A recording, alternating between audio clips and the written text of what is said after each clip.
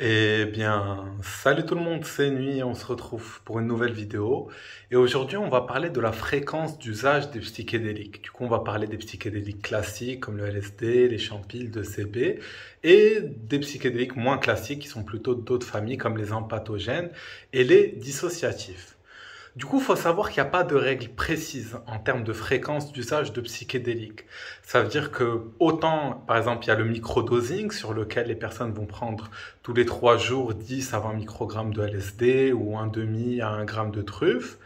Et il y a aussi, par exemple, dans les cérémonies d'ayahuasca où sur une période d'une semaine, les gens vont faire 5 cérémonies sur une période très courte. Du coup, vu qu'il y a de grandes variations entre le minimum et le maximum, on va essayer un petit peu d'en parler du ressenti, parce que c'est le ressenti qui compte.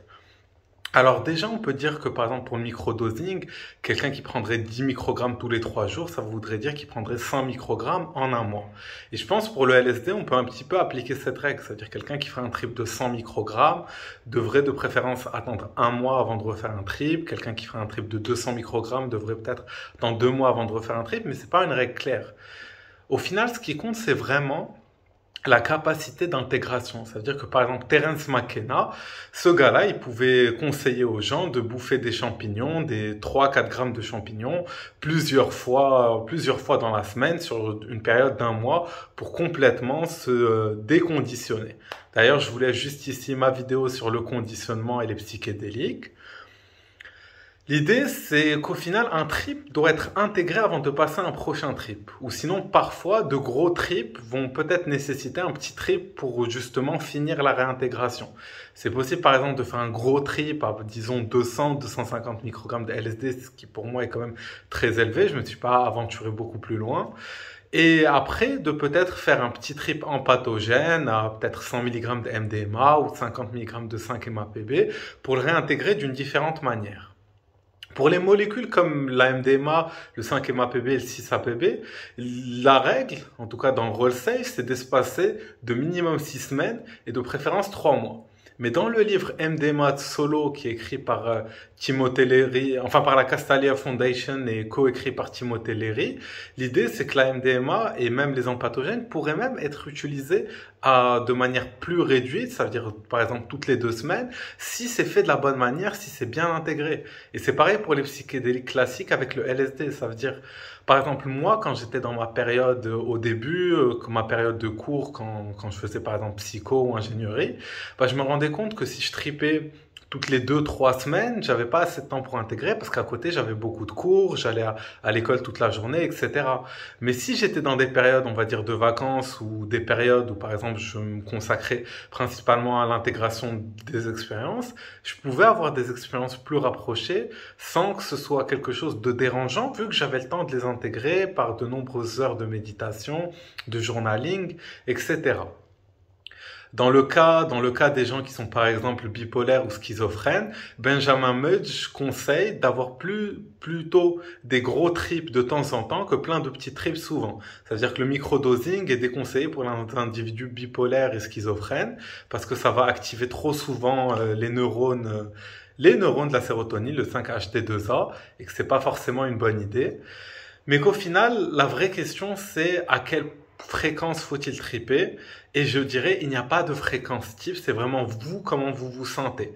Et si vous sentez qu'il y a certaines périodes de votre vie où vous êtes juste là à attendre le prochain trip, attends, je me rappelle un ami à moi qui me disait, ouais, moi je tripe toutes les 2 semaines, mais il était vraiment là pendant 2 semaines à juste attendre le prochain trip, faut peut-être faire une pause.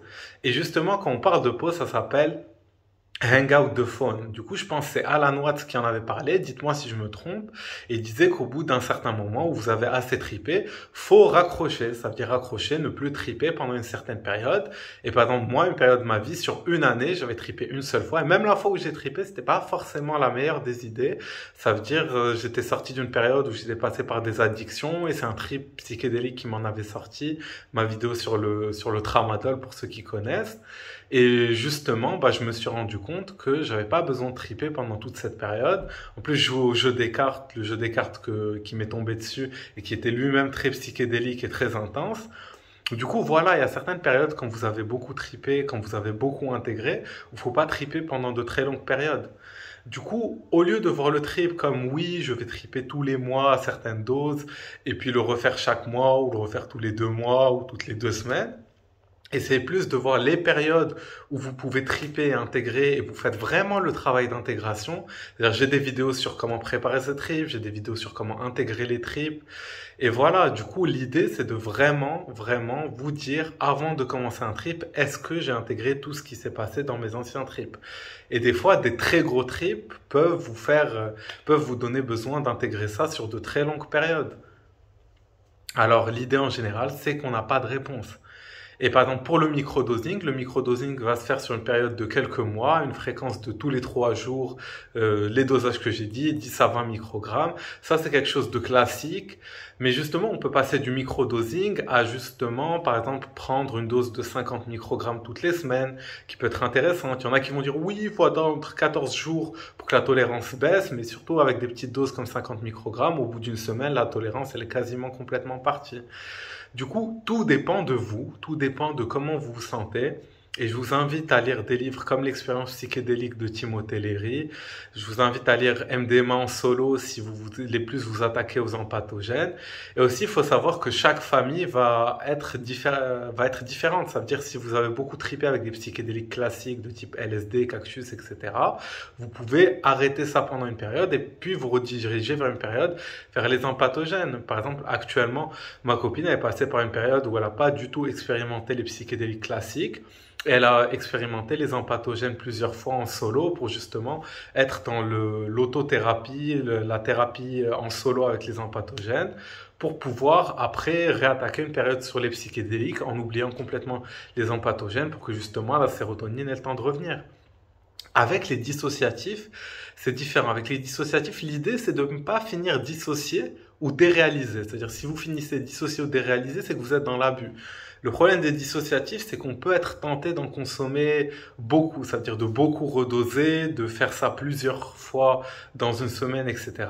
Je pense qu'avec les dissociatifs, il faut vraiment attendre d'avoir intégré son expérience, comme tout le reste au final.